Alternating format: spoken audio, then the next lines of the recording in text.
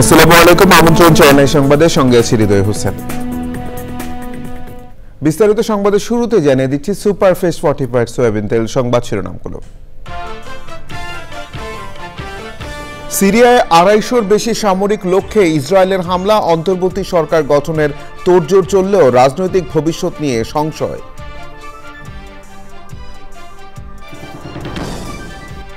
কর ফাঁকিতে আন্তর্জাতিক প্রতিযোগিতায় দেশ পিছিয়ে যাবে বলে মনে করেন অর্থ উপদেষ্টা। ভ্যাট হার কমানো সম্ভব নয় বলে এনবিআর এর দাবি। বাংলাদেশের জাতীয় স্লোগান জয় বাংলা সংক্রান্ত হাইকোর্টের রায় আপিল বিভাগে স্থগিত, রাষ্ট্রপক্ষকে আপিল করার অনুমতি। সবার আগে বাংলাদেশ স্লোগানে বিজয় দিবসে বিএনপির কনসার্ট, রাজনৈতিক প্রভাবমুক্ত পুলিশ বাহিনীর জন্য নাগরিক কমিটি করার সুপারিশ। অর্থ পাচার মামলায় তারেক রহমান ও গিয়াসউদ্দিন আল মামুনের ৭ বছরের সাজা স্থগিত, ৪ বিচারপতির আপিল বেঞ্চের আদেশ।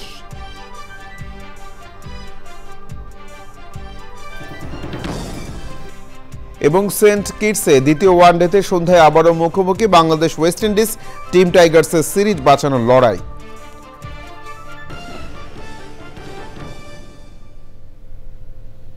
সংবাদ শিরোনামগুলো জানাচ্ছিলাম। এখনকার সংবাদ আয়োজন একই সঙ্গে চ্যানেল আই ইউটিউব চ্যানেল এবং চ্যানেল আইয়ের ওটিটি প্ল্যাটফর্ম আই স্ক্রিনে লাইভ স্ট্রিম হচ্ছে। সিরিয়ার ভূখণ্ডে ২৫০টিরও বেশি সামরিক লক্ষ্যবস্তুতে বিমান হামলা চালিয়েছে ইসরায়েলি বাহিনী। ইসরায়েলের পররাষ্ট্রমন্ত্রী গিডিয়ন বলেছেন, তারা সিরিয়ায় সন্দেহভাজন রাসায়নিক অস্ত্রের স্থাপনা এবং দূরপাল্লার রকেটগুলোতে হামলা করেছেন যেন সেগুলো শত্রুদের হাতে না পড়ে। সিরিয়ায় অন্তর্বর্তী সরকার গঠনের তোড়জোড় চলছে। দেশটির রাজনৈতিক ভবিষ্যৎ নিয়ে সংশয়ে রয়েছে বিভিন্ন দেশ।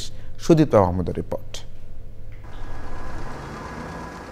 সিরিয়ায় বাশার আল আসাদের পতনের পরপরই গোলান মালভূমি দখল করে নিয়েছে ইসরায়েল। অন্যদিকে দেশটির আইএস ঘাঁটি লক্ষ্য করে বিমান হামলা চালিয়েছে যুক্তরাষ্ট্র। হোয়াইট হাউস জানায়, সিরিয়ায় প্রায় ৭৫টি আইএস ঘাঁটি লক্ষ্য করে হামলা চালিয়েছে তারা। ইসরায়েলি নিরাপত্তা সূত্রের বরাতে স্থানীয় গণমাধ্যমগুলো জানিয়েছে, বাশার আল আসাদের পতনের পর ইসরায়েলি বাহিনী দেশটিতে সবচেয়ে বড় হামলা চালিয়েছে।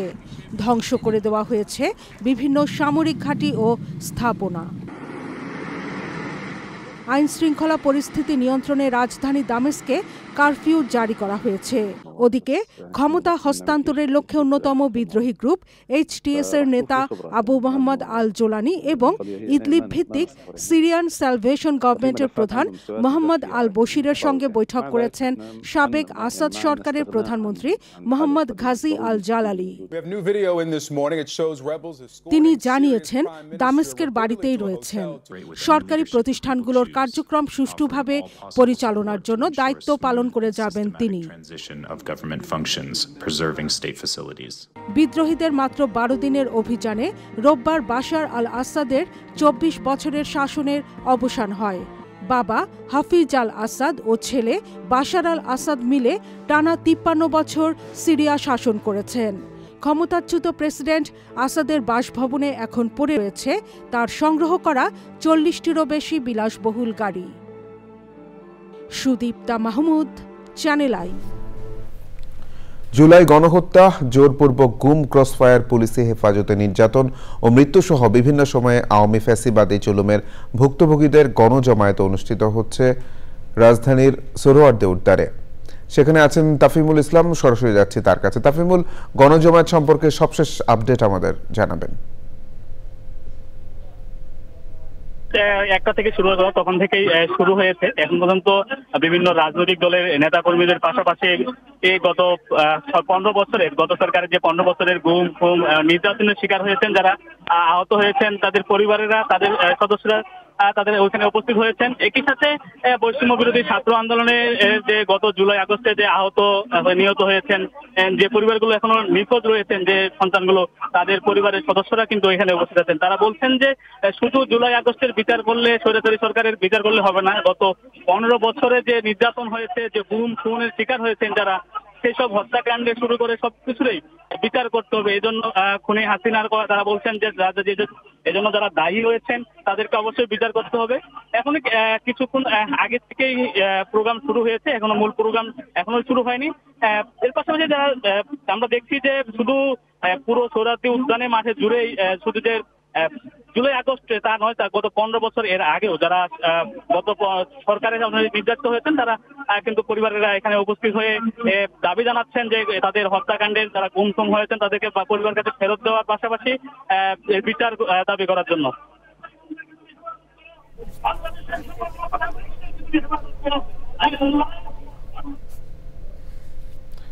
তাফিমুল, ধন্যবাদ। প্রিয় দর্শক, তাফিমুল ইসলাম আমাদের সঙ্গে যুক্ত হয়েছিলেন।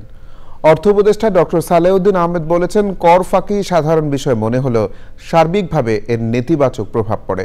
অনেক ব্যবসায়ী কর মওকুফের অনুরোধ করেন জানিয়ে তিনি বলেছেন, এমন হলে বহির্বিশ্বের সাথে প্রতিযোগিতা করতে পারবে না বাংলাদেশ। এনবিআর চেয়ারম্যান অভিযোগ করেছেন, ভোক্তারা ভ্যাট দিতে চাইলেও অনেক অসাধু ব্যবসায়ী মুনাফার জন্য সেটি গ্রহণ করেন না। ভ্যাটের হার কমানো সম্ভব হবে না বলেও জানান তিনি। নাজিব বেগের রিপোর্ট। ভ্যাট দিবস উপলক্ষে জাতীয় রাজস্ব বোর্ডের আলোচনায় কর আদায়ের পরিমাণ বাড়াতে নানা পরামর্শ দেন বক্তারা। ভ্যাটের হার কমিয়ে ক্ষেত্র বাড়ানোর প্রস্তাব দেন কেউ কেউ। রেটের কারণে অনেক সময় ভ্যাট প্রদান করতে সাধারণ মানুষ বা ব্যবসায়ীগণ অনীহা প্রকাশ করেন, এটি ফাঁকি দেওয়ার চেষ্টা করে থাকেন। এ বিষয়ে এনবিআরের অবস্থান জানান চেয়ারম্যান। ভ্যাট আদায়ে কিছু প্রতিবন্ধকতার কথা তুলে ধরেন তিনি। ভ্যাটের রেট কমানো এই সময়ে এই ধরনের কোনো কমিটমেন্ট করা, চিন্তা ভাবনা করা, এর কোনো সুযোগই নেই। অনেক সময় কাস্টমাররা দিতে চান, তারা জিজ্ঞেস করেন আমার ভ্যাটের রিসিট কই, তারা গড়িমসি করেন। এমন কমপ্লেনও আছে যে কাস্টমার ভ্যাট দিয়েছেন কিন্তু আমাদের সম্মানিত ব্যবসায়ীগণ ঠিক মতো সেটা সরকারি কোষাগারে জমা দেননি। অর্থ উপদেষ্টা বলেন, কর ফাঁকি দিলে নানা ধরনের সুবিধা বঞ্চিত হন নাগরিকরা। কর ফাঁকি দিতে গিয়ে আরো বেশি টাকা ব্যয় করেন বলেও জানান তিনি। আপনারা যদি ভ্যাটটা না দিয়ে সেটা বোর্ডে যদি এক সপ্তাহ জাহাজ আটকে থাকে, কত টাকা দেবেন লেবারেজ? অথবা সরকারকে আপনি বলবেন আপনি ওঠের আপনি সুবিধা দিন, আমার ট্রান্সপোর্ট সুবিধা, আইটি সুবিধা, সেটা না বলে খালি আপনি ক্যালকুলেট করছেন ভ্যাটের টাকা বাঁচালাম। ওইদিকে যে টেবিলের নিচে অনেক টাকা চলে যাচ্ছে বা অন্যদিকে টাকা চলে যাচ্ছে, সেইটাকে তো আপনার হিসাব করেন না। ব্যবসা করার পর কিছু করে কি আমাকে ট্যাক্স থেকে একটু অব্যাহতি দেয়। আর আমাদের শুধু টিপিক্যাল ইন্ডাস্ট্রি আর্গুমেন্ট তো আছে। তবে কর আদায়ে এনবিআর কর্মকর্তাদের আরো আন্তরিক হওয়ার আহ্বান জানান অর্থ উপদেষ্টা। নাজিব বেগ, চ্যানেল আই, ঢাকা। জয় বাংলা হবে বাংলাদেশের জাতীয় স্লোগান, এমন ঘোষণা সংক্রান্ত হাইকোর্টের রায় স্থগিত করেছেন আপিল বিভাগ। রাষ্ট্রপক্ষকে আপিল করার অনুমতি দিয়ে ওই আদেশ দেন প্রধান বিচারপতির নেতৃত্বে 4 বিচারপতির বেঞ্চ। জয় বাংলাকে জাতীয় স্লোগান হিসেবে ঘোষণা চেয়ে করা রিটের শুনানি শেষে 2020-এর 10ই মার্চ হাইকোর্ট ওই রায় দেন। রায়ে জয় বাংলা বাংলাদেশের জাতীয় স্লোগান হবে এবং জাতীয় দিবস, সরকারি অনুষ্ঠান ও শিক্ষা প্রতিষ্ঠানে স্লোগানটি উচ্চারণের জন্য পদক্ষেপ নিতেও বলা হয়। 2017 সালে ওই রিট করেন সুপ্রিম কোর্টের আইনজীবী ডক্টর বশির আহমেদ। হাইকোর্টের ওই রায়ের বিরুদ্ধে মন্ত্রিপরিষদ সচিব সহ অন্যরা চলতি বছর লিভ টু আপিল করেন। লিভ টু আপিলের শুনানি শেষে ওই আদেশ দেওয়া হয়।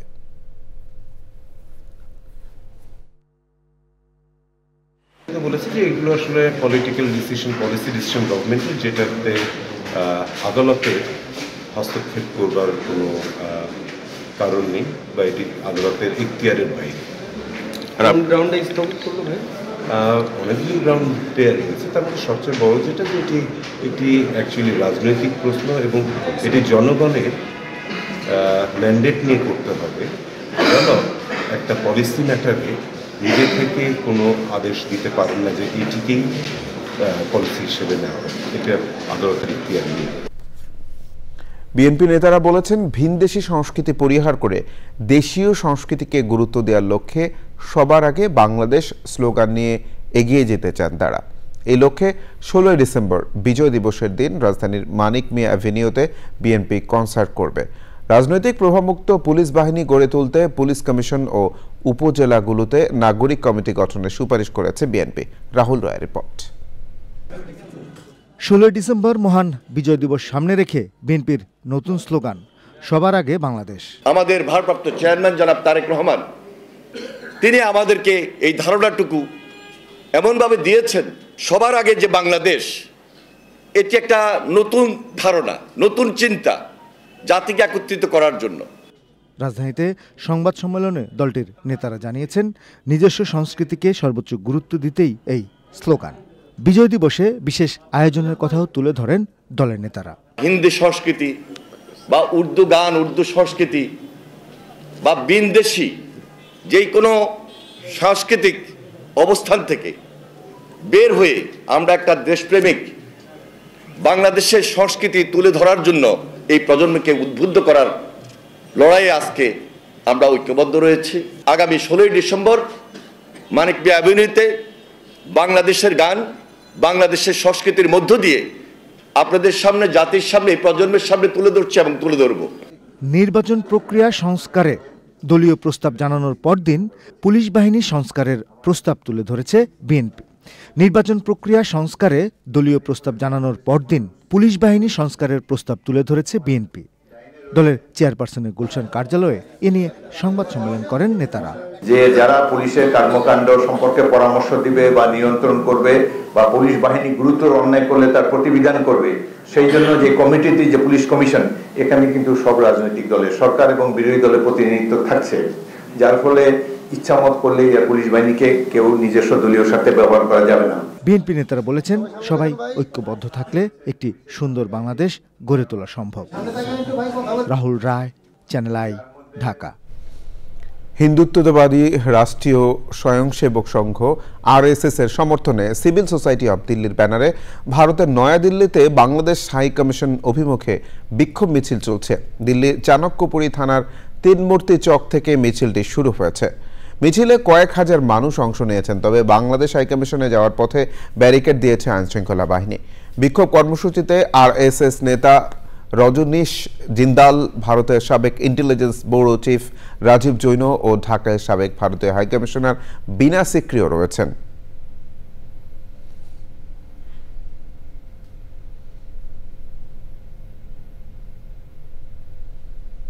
দাম বাড়ানোর পর বাজারে বোতলজাত সয়াবিন তেল সরবরাহ করা হচ্ছে, তবে পরিমাণে কম। খুচরা বিক্রেতারা বলছেন ডিলাররা এখনো পর্যাপ্ত তেল দিচ্ছেন না। খোলা তেল বোতলজাত করে বিক্রি করছেন অনেকে। মাসুদ শাকিলের রিপোর্ট। রাজধানীর নাখালপাড়ার সমিতি বাজার 1 লিটার সয়াবিন তেল কিনতে দোকান থেকে দোকানে ঘুরছে এই দুই শিশু। তেল আছে পাইছো? হ্যাঁ, কি কয়? নাই গে কি তেল নাই না। হ্যাঁ, দোকানদাররা বলছেন তাদের কাছে যেসব বোতলজাত তেল আছে তার পরিমাণ খুবই কম। বোতলজাত তেলের সংকটে খোলা তেল বোতলে ভরে বিক্রি বেড়েছে। আমাদের কাছে যা স্টক ছিল এগুলা বেচতেছি আর কি। এখন আছে? এখন এই 5 লিটার গুলি নাই, আমাদের 1 লিটার মার্কেট থেকে কিছু আনছে, এগুলি বেচতেছি। অ্যাভেলেবেল নাই, অল্প অল্প আছে। কাঁঠালবাগানের দোকানদার আনিস সয়াবিন তেল বিক্রি করছেন না 15 দিন। দাম বাড়ার পর এখন ডিলাররা সয়াবিন তেল দেবেন বলে জানিয়েছেন। আগের যে মাল ছিল 1 কার্টুন 2 কার্টুন এগুলাই বিক্রি করছি, এগুলো শেষ হয়ে গেছে প্রথম 2 দিনই, তারপর থেকে আর কোনো তেল পাচ্ছি না। কারওয়ান বাজারের সাপ্তাহিক বন্ধের দিনেও পাইকারি ও খুচরা দোকানগুলোতে কিছু বোতলজাত তেল দৃশ্যমান, তবে নতুন দামের তেল এখনো আসেনি বলে জানান বিক্রেতারা। বর্তমান এখন গাড়ির কিছু বাড়িয়ে বেচা লাগে। সরকার তো ঠিক করে দিছে না? না, এটা ঠিক হয় না, এটা ঠিক হবে 32 আসবে আগামীকাল। ও, এগুলো আগেরগুলা? হ্যাঁ, এটা আগে। হঠাৎ করে তেল উধাও হওয়া ও দাম বাড়ার ঘোষণার পর বাজারে সয়াবিন তেল ফিরে আসা সিন্ডিকেটের কারসাজি বলে মনে করছেন সাধারণ মানুষ। Masud Shakil, channel I, Dhaka. অর্থ পাচার মামলায় বিএনপির ভারপ্রাপ্ত চেয়ারম্যান তারেক রহমান ও গিয়াসউদ্দিন আল মামুনের 7 বছরের সাজার রায় স্থগিত করেছেন আপিল বিভাগ। প্রধান বিচারপতি সৈয়দ রেফাত আহমেদের নেতৃত্বে 4 বিচারপতির আপিল বেঞ্চ এই আদেশ দেন। এর আগে এই মামলায় গিয়াসউদ্দিন আল মামুনকে বিচারিক আদালতের দেওয়া 7 বছরের কারাদণ্ডাদেশের রায় বহাল রাখেন হাইকোর্ট। একই সঙ্গে তারেক রহমানকে খালাস দিয়ে দেওয়া রায় বাতিল করে 7 বছরের কারাদণ্ডাদেশ দেন আদালত। এর বিরুদ্ধে Giasuddin Al Mamun leave to appeal করলে ওই আদেশ দেন আপিল বিভাগ।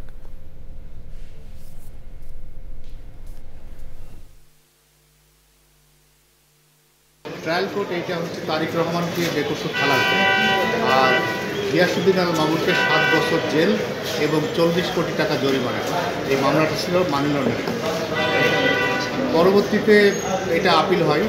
আপিল হওয়ার পরে হাইকোর্ট ডিভিশন 2 আসামিকেই জেল দেয়। দুদক মামলা করতে পারে নাকি বাংলাদেশ ব্যাংক, এই একটা প্রশ্ন।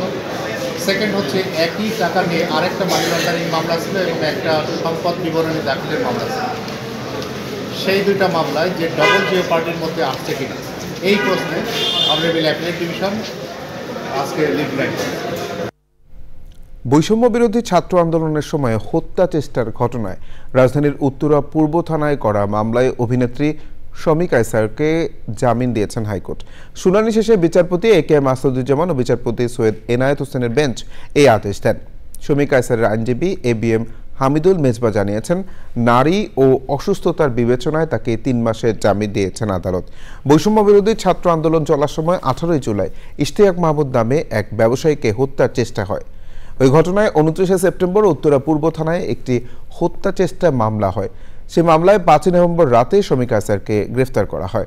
রিমান্ড শেষে শমী কায়সারকে 9 নভেম্বর কারাগারে পাঠান ঢাকার আদালত।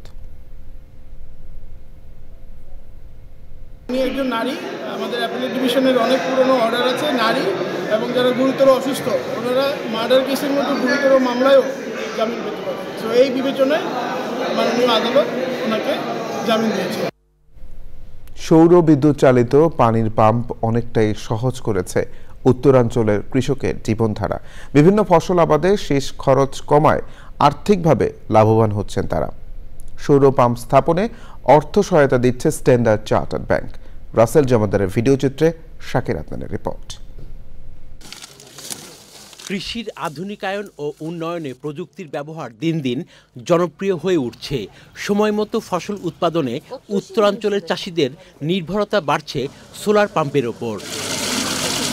রংপুর, দিনাজপুর, নীলফামারী, কুড়িগ্রাম ও লালমনিরহাটে সামাজিক দায়বদ্ধতা থেকে এগিয়ে এসেছে স্ট্যান্ডার্ড চার্টার্ড ব্যাংক। প্রকল্পের নাম দেওয়া হয়েছে farm mechanisation and climate finance.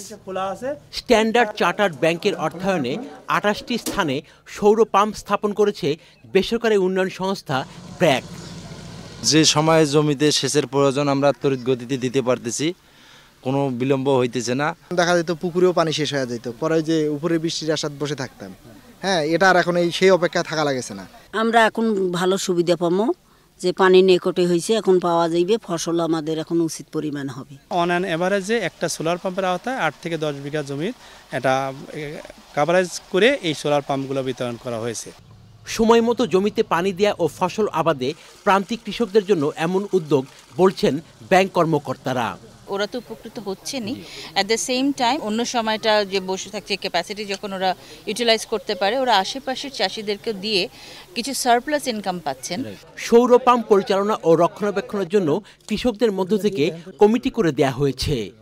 কৃষকদের যে আগে যে একটা টেনশন ছিল যে আসলে কখন তারা পানি পাবেন, কখন তাদের আসলে ফসলে বা খেতে পানি দিবেন, সেটা নিয়ে তারা একটা সবসময় দ্বিধাদ্বন্দ্বে থাকতেন। তবে এই ধরনের যে সোলার পাম্পের মাধ্যমে যে পানির যে ব্যবস্থা করা হচ্ছে জমিতে, এবং এতে করে একদিকে যেমন আগাম ফসল উৎপাদন করা যাচ্ছে, সেই সঙ্গে অর্থনৈতিকভাবেই কিন্তু কৃষকরা লাভবান হচ্ছেন। রংপুরের তারাগঞ্জ থেকে শাকির আদনান, চ্যানেল আই।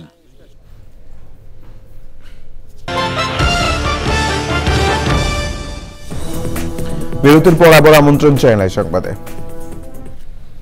রাজধানীর 21টি খাল দখল ও দূষণমুক্ত করে ব্লু নেটওয়ার্ক তৈরি করতে কাজ চলছে বলে জানিয়েছেন পরিবেশ উপদেষ্টা।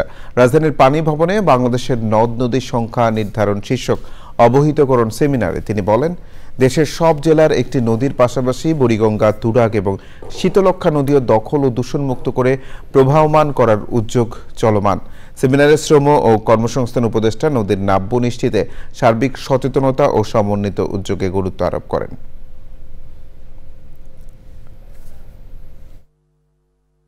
নদীগুলো বন্ধ হয়ে গেছে, নদীগুলো দখল হয়ে গেছে, অথবা নদীগুলোর নাব্যতা নেই। এই দুটো, একটা নাব্যতা যেখানেই কম সেখানেই দখল হয়েছে। আরেকটি বড় সমস্যা হচ্ছে, যেটা আমি নিজের চোখে নিজে না দেখলে বিশ্বাস করতাম না, এটা হচ্ছে বালু উত্তোলন। বালির উত্তোলনের জন্য 2 জনকে দেন, ওখানে 20 জন এসে উত্তোলন করে। আইনে, ভূমি প্রশাসন ম্যানুয়ালে প্রবাহহীন নদী আপনি বলতে পারেন, কিন্তু মৃত নদী বলার কোনো সুযোগ নেই। এই মৃত নদী বলেই ডিসি মহোদয়রা সকলে না, কেউ কেউ এগুলোকে লিজ দিয়ে ফেলেন, কিন্তু আসলে নদী কখনোই লিজেবল না। আমরা বুড়িগঙ্গা, তুরাগ এবং শীতলক্ষ্যা এই 3টি নদীকেই দখল এবং দূষণমুক্ত করার একটা বিস্তারিত কর্ম পরিকল্পনা করে কাজটা শুরু করে দেওয়ার শুরু করে দেওয়ার চেষ্টা করব। স্বাধীন গণতদন্ত কমিশন গঠনের মাধ্যমে সশস্ত্র বাহিনীতে ব্রিটিশ সামরিক আইন সংস্কারের দাবি সহ 5 দফার রূপরেখা দিয়েছে অবসরপ্রাপ্ত সামরিক বাহিনীর সদস্যদের সংগঠন জাস্টিস ফর কমরেডস। সশস্ত্র বাহিনীতে চাকুরিচ্যুতি সাবেক সদস্যদের আটক ও গুমের চেষ্টার প্রতিবাদে ঢাকা রিপোর্টার্স ইউনিটিতে সংবাদ সম্মেলনে বক্তারা বলেন, যারা সাবেক কর্মকর্তাদের গ্রেফতার করেছে তাদের আইনের আওতায় নিয়ে আসতে হবে। ক্ষমতাচ্যুত প্রধানমন্ত্রী শেখ হাসিনা দোসররা বিভিন্ন বাহিনীর মধ্য থেকে দেশে বিভাজন তৈরি করার চেষ্টা করছে বলে অভিযোগ করেন বক্তারা। এবার নিটোল টাটা কৃষি সংবাদ।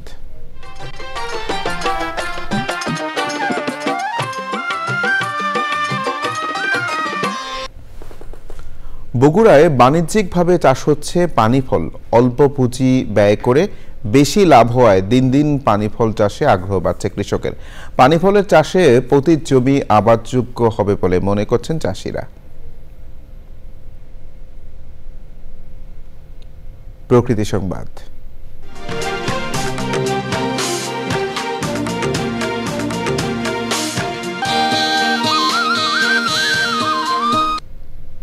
কিশোরগঞ্জে 100 বছরের পুরনো ঈদগাহ ও খেলার মাঠ দখলের অভিযোগ উঠেছে। স্থানীয় বাসিন্দারা জানিয়েছেন, ঐতিহ্যবাহী এই মাঠে জোর করে পুকুর খনন করছেন এক প্রভাবশালী ব্যক্তি। তবে জমির মালিকানা বিষয়ে তদন্ত সাপেক্ষে ব্যবস্থা নেওয়ার কথা জানিয়েছে প্রশাসন।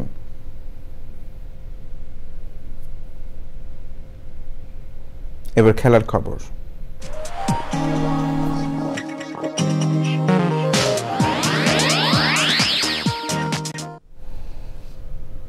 ঢাকায় ফিরেছে অনূর্ধ্ব 19 এশিয়া কাপে টানা দুবারের চ্যাম্পিয়ন বাংলাদেশ যুবদল। ফাইনালের রেকর্ড 8ম বারের চ্যাম্পিয়ন ভারতকে হারিয়ে শিরোপা ধরে রাখে আজিজুল তামিম ও ইকবাল হোসেন ইমনরা। রাতে দুবাই থেকে হযরত শাহজালাল আন্তর্জাতিক বিমানবন্দরে পৌঁছে তারা বিসিবির পক্ষ থেকে ইয়ং টাইগারদের অভ্যর্থনা জানানো হয়। সে সময় বোর্ড পরিচালক নজমুল আবেদিন ফাহিম, আকরাম খান, ফাহিম সিনহা, সিও নিজামউদ্দিন চৌধুরী এবং অন্যরা ছিলেন। একই সময় বাংলাদেশে অলিম্পিক ফেডারেশনের পক্ষ থেকেও বাংলাদেশ যুবদলকে শুভেচ্ছা জানানো হয়। দেশে ফেরার পর কেক কেটে আরও একবার শিরোপা জয় উদযাপনে মাতেন যুবদলের ক্রিকেটাররা। ইতিমধ্যে চ্যাম্পিয়ন দলের জন্য 50 লাখ টাকা পুরস্কার ঘোষণা করেছেন ক্রীড়া উপদেষ্টা আসিফ মাহমুদ সজীব ভুইয়া। ইউএফএ চ্যাম্পিয়ন্স লিগ ফুটবলে আজ নকআউট পর্ব নিশ্চিতের লড়াইয়ে নামবে রিয়াল মাদ্রিদ, বায়ার্ন মিউনিখ ও লিভারপুলের মতো জায়ান্টরা। রাত 11:30টায় জিরোনা মাঠে জয় পেলেই সরাসরি সেরা 8 থেকে নকআউটে পা দেবে মোহাম্মদ সালাহ লিভারপুল। গুরুত্বপূর্ণ ম্যাচে স্প্যানিশ জায়ান্ট রিয়াল মাদ্রিদ মুখোমুখি হবে আটলান্টার। জিতলেই নতুন ফরম্যাটের ইউরোপিয়ান ক্লাব ফুটবলের আসরে সেরা 24 থেকে নকআউটের প্লে অফ খেলা নিশ্চিত হবে রিয়ালের।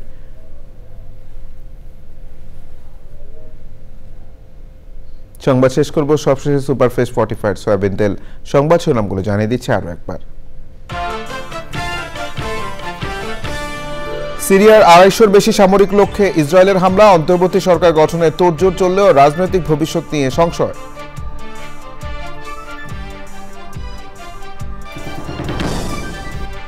কর ফাঁকিতে আন্তর্জাতিক প্রতিযোগিতায় দেশ পিছিয়ে যাবে বলে মনে করেন অর্থ উপদেষ্টা। ভ্যাট হার কমানো সম্ভব নয় বলে এনবিআর এর দাবি।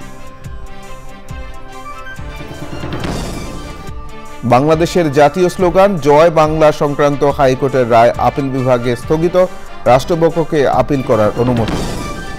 সবার আগে বাংলাদেশ স্লোগানে বিজয় দিবসে বিএনপির কনসার্ট, রাজনৈতিক প্রভাবমুক্ত পুলিশ বাহিনীর জন্য নাগরিক কমিটি করার সুপারিশ।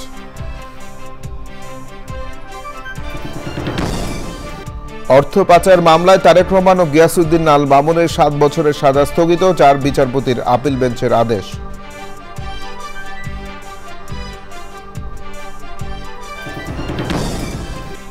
এবং সেন্ট কিটসে দ্বিতীয় ওয়ানডেতে সন্ধ্যায় আবারও মুখোমুখি বাংলাদেশ ওয়েস্ট ইন্ডিজ, টিম টাইগার্সের সিরিজ বাঁচানোর লড়াই।